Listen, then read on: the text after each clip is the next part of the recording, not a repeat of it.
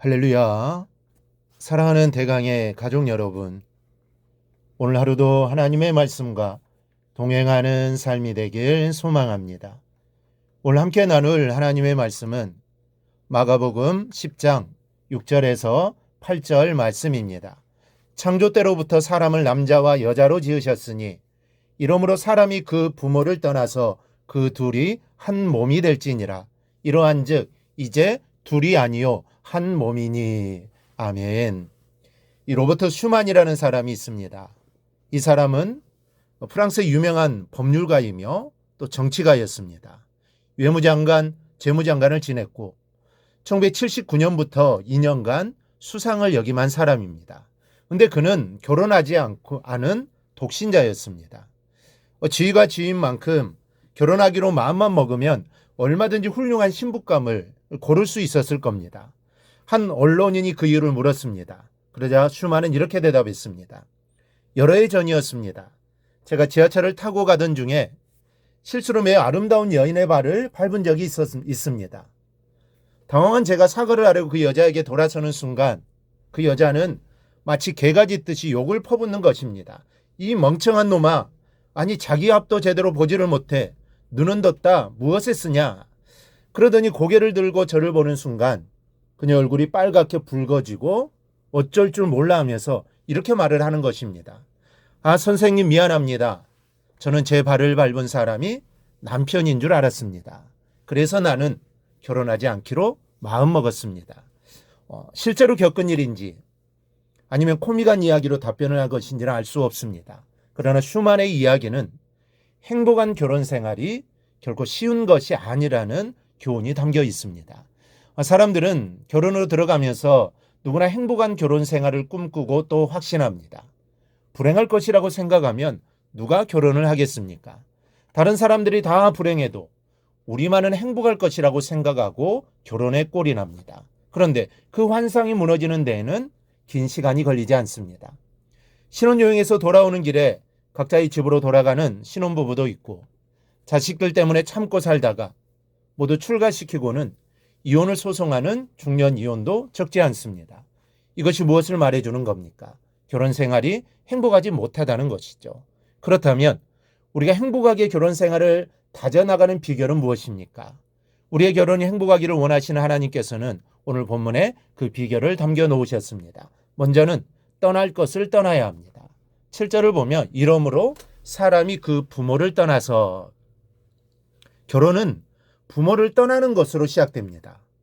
이 말씀의 뜻은 결혼한 모두가 분가하여 부모와 따로 살아야 한다는 뜻이 아닙니다. 부모를 모셔야 할 사람들은 반드시 부모를 모셔야 합니다. 그러나 결혼했다면 부모를 의존하는 마음을 버려야 한다는 것이죠. 아내를 얻었다면 이제 부모님보다 아내와 가까워야 하는 것입니다. 물론 부모님을 멀리하거나 부모님보다 아내를 더 소중히 여기라는 말이 아닙니다. 가까움을 말하는 겁니다. 중요한 일은 부모보다 아내나 남편과 상의해야 합니다. 남편의 마음이 부모를 떠나 아내에게 정착하지 못하면 그 가정은 늘 고부간의 갈등으로 시달립니다. 남편이 어머니와 아내 사이에서 교통정리를 명확하게 해야 합니다. 그리고 아내도 생각하기를 나만큼 남편을 사랑하고 생각하는 시부모가 있다는 것을 염두에 두어야 합니다.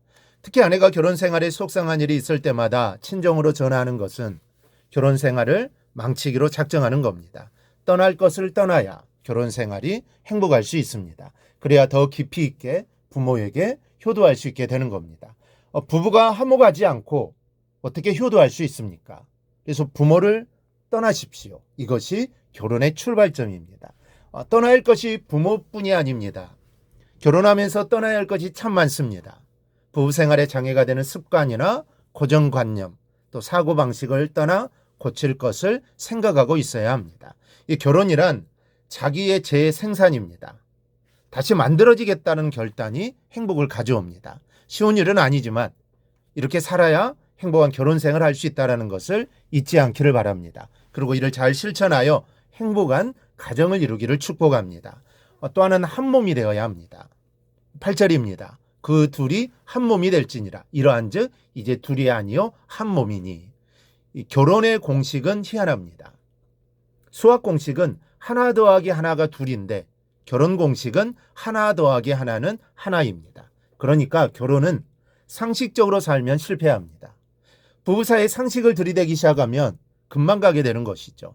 여러분, 둘이 한 몸이 되려면 내가 반쪽이 돼야 합니다. 그래야 반쪽과 반쪽이 더해져서 온전한 하나가 됩니다. 그렇다면 내가 반쪽이 되는 것을 무엇을 말합니까? 내 절반 정도는 아내를 위해, 남편을 위해 버려야 합니다. 무슨 대화를 하든 어떤 시간을 함께 하든 적어도 절반은 남편은 아내의 입장에서 또 아내는 남편의 입장에서 생각할 수 있어야 하는 겁니다. 여러분, 이것이 두 사람을 하나로 엮여내는 악교질이 됩니다. 이것이 둘이 한 몸이 되어지는 비밀입니다. 아주 쉬운 일이면서도 아주 힘든 일이 바로 절반의 나를 버리고 절반의 저 사람이 되는 겁니다. 그러나 결혼의 행복이 여기 있기에 반드시 이루어야 할 일입니다. 우리 교회 가정들은 결혼해놓고 울상짓는 부부가 없기를 축원합니다. 하나님께 행복하라고 만들어 주셨으니 가정을 행복의 동산으로 만들어가기를 바랍니다. 하나님 우리의 가정과 함께 하시고 복 주시기를 원하십니다.